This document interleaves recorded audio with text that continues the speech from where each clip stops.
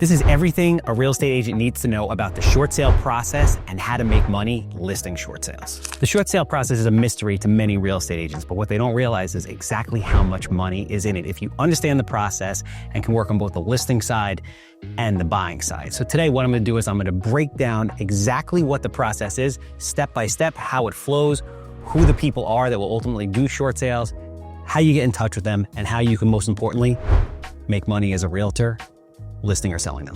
So if you're looking to make money in any business, you want to understand the things that most people don't, or the hard things. Whatever's hard, you want to do it because that's ultimately where nobody else is. You have the least amount of competition and you can make money. So if you're a real estate agent and you're working in a state like New York or New Jersey, where the average time to foreclose on a house is 5+ years, a great niche and a way for you to become an expert and make money is by understanding and mastering the process of short sales and short sale negotiation. Now, that's not to say you have to do the work yourself. You have to put together a team, but your job as the realtor is to be able to market to people who are in a situation where they're underwater in their house, they need to get out of it, and they don't know what to do. So that's your job. Once you get there, you're gonna build a team that comes behind you that's essentially gonna process the short sale for you. You can go out and bring in more business while they're doing the processing and operations, which is exactly what the highest and best use of their time is. So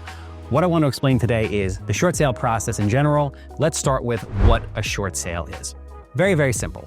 A short sale is very, very similar to a traditional sale. The only difference is you are getting the bank's approval that currently has the mortgage to sell that particular property for less than what is owed on the mortgage. Now, you're probably saying, Charles, why would a bank ever do something like that?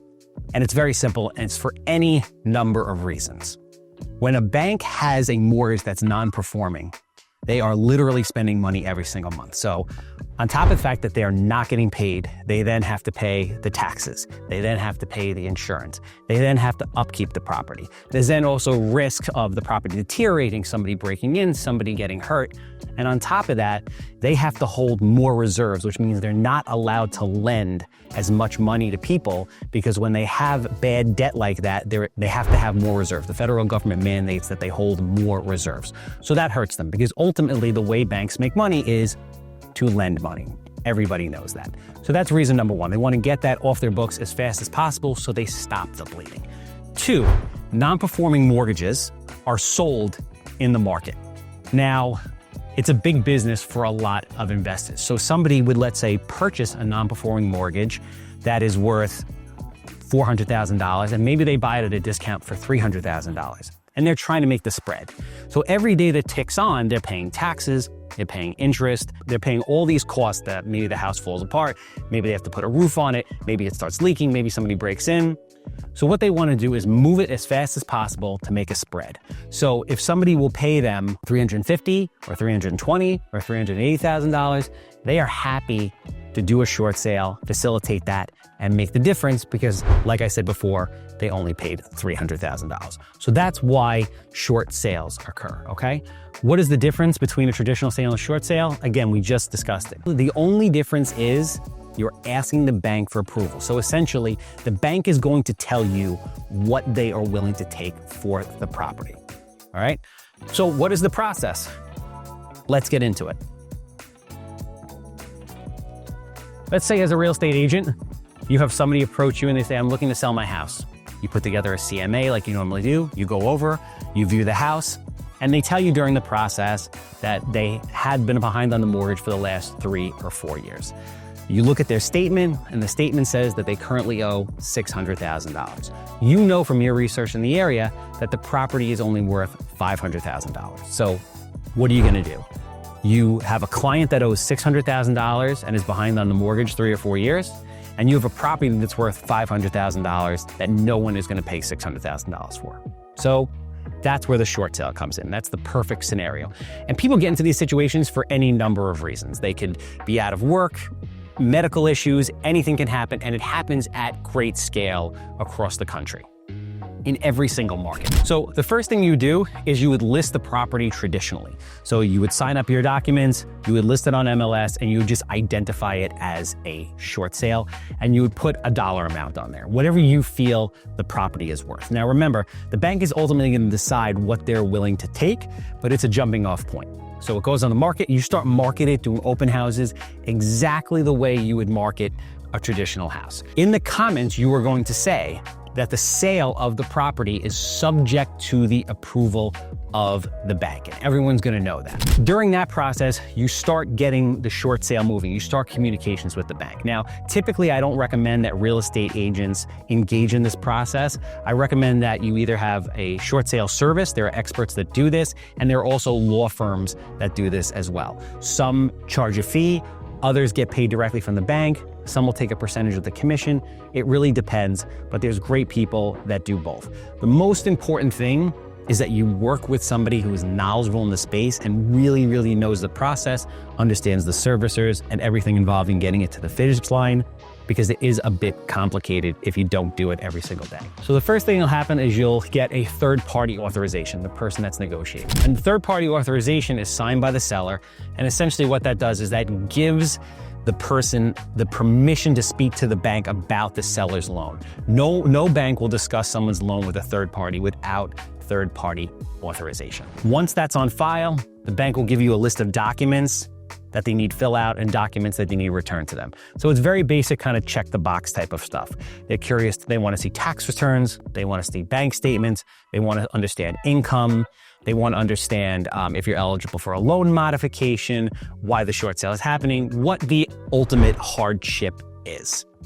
So you'll go through that process and you'll send it in to them. You'll continue to market the property until you get an accepted offer. Once you get an accepted offer, you're going to go under contract just as you would a traditional sale. But again, in the contract, there is going to be language in there that says it is subject to getting the bank's approval. Once you're under contract, the bank is going to send out either a BPO agent or an appraiser. So a BPO agent is a realtor. It's called a broker price opinion, or an appraiser who's going to appraise the value, and they're going to walk through it, do an analysis, and basically be the eyes and the ears of the bank, and they're going to put a number on the property. That report's going to go back to the bank. The bank's going to review it.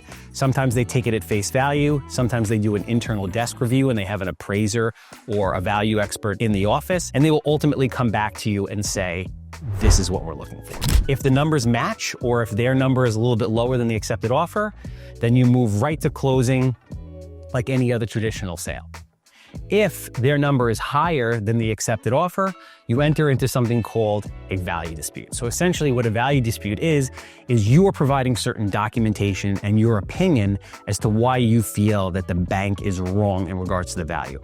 And this happens all the time. Obviously, the bank isn't there looking at it. They're not experts in every single market. There's too many around the countries. So a lot of times there is validity to what is going on. So this is marketed in the open market. The highest offer comes in. If the bank wants more than the highest offer, you enter into a value dispute. So you'll tell them, hey, we look at the appraisal, and the appraiser, who's a value expert but not a construction expert, let's say puts $30,000 worth of renovation needed. Now you bring in a construction expert who looks at the house and writes up a report because in fact there's $85,000 worth of construction needed. Maybe there's a structural issue. Maybe the bank or the appraiser isn't familiar with exactly what the pricing is in your particular area. So once you submit that information to the bank, they review it, and a lot of times they will adjust the value down, hopefully to that number. Once that happens, and you've agreed upon a number ultimately, whether you come up, they come down, or you meet in the middle, you move to close on the property. So how do agents make money? Most important, right? That's how real estate agents are here. They want to make money. So how do they do that with short sales? So typically, most banks will allow a total commission of 6%. So there's 6% available. If you're the listing agent, you can keep 4, you can put out 2, you can split it 3 and 3. You can do whatever you want, but the bank is paying the commission, and most of the time it's 6%. There's some times where it's 5%, sometimes where it's 4%, but the overwhelming majority of deals that I have seen typically yield 6%. So now that we're all excited, we understand the process, we know how it works, we know we can get paid, and there's 6% up for grabs. Who are the people that are ultimately going to want to do a short sale, and how do you find them? Well, most people's MLSs are amazing resources for all data in your particular market. So what I would do is I would go to the MLS, I would go to public records, I would look in a series of towns or counties or whatever it is that you do business, and I would research the list pendants. Typically, most MLS have this. You see when the list pendants are. A list pendants is filed 90 days after somebody misses their first mortgage payment. And that is basically letting the world know that this person is not paying and they're behind. These are the people that you want to reach out to, whether it's, door knocking, direct mail, cold calling, and say to them, hey, listen, I understand you're in this situation. I can be an advisor to you and explain to you exactly what your options are and the processes behind all those different options.